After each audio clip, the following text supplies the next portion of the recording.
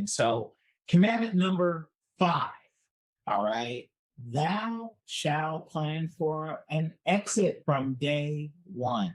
It's so important. Will you cash flow it as a rental or will you refinance and try to move on? And do you have a long term? And what's an exit strategy? And so, what was you guys thinking behind this? Was there an exit strategy to get out, or was this more of a problem that you were just like, okay, great, I got a house? It seems like you guys went into it with some form of plan, but how did it work out? How did you feel like, okay, this is going best for us? I know what I'm saying to sell. My exit strategy was to stay in until the bottom. The way I've always understood real estate, they're simply not making more of it, right?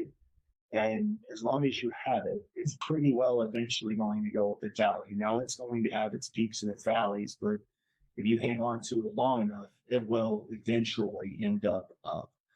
So what my exit strategy was more so how do I stay in the pool without going under? And that's why I was house hacking. I couldn't afford a house on my own, but I knew if everybody else was paying for it, it wouldn't be a problem at all, right? So having that, and then if I did have to pull out for some reason, I made sure that I had enough equity as soon as I could to sell the house. Other than that, I don't plan to sell because I don't believe that selling real estate it's almost never the best idea if you're looking at long-term gains.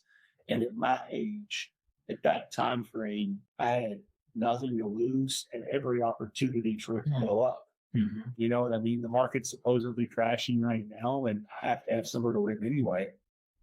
What's my downside to moving into a place and renting out the rooms to my friends? You know, I didn't have a plan when I bought my properties. It's a good deal with cash flow, and I thought, that being right by a campus, I could just keep renting this out to college kids forever.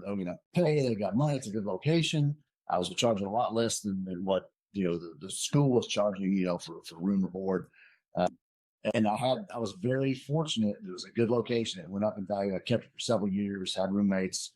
And then when I went into business and went independent as a financial planner, this property actually had a business on it. And so I put my offices on the first floor, had a conference room, offices, waiting area and such, and then lived upstairs.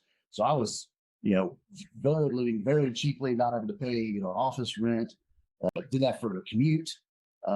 So it was working from home before it was cool, and people were telecommuting, and back when internet was still dial up or in its infancy.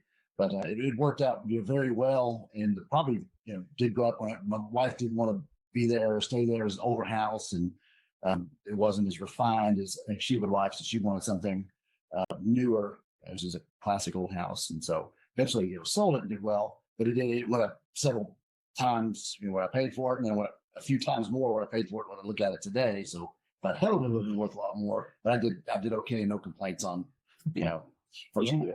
That's super cool. So commandment number 6, thou shalt embrace the grind, because quite frankly, it's work. And anytime you want to invest, it is work. Yes, you can create a form of passive income. Yeah. And passive income is a machine that prints money for you. You must build and maintain and lubricate the machine in order for it to do it. It is definitely work. So I know that it was work on you guys' end. And, can you guys talk about that? Because I think this house hacking is actually, it's back. I mean, we know people that are house hacking now. They're in different people are in different life stages. I know several people that are doing house hacking. Yeah. And it's part of the work that goes into it, because you are the property manager, right, which means you are the plumber, you are the electrician, you are the landscaper, you are the cleanup guy. I mean, how did you guys manage all of that? Because it wasn't like you also had a job. No.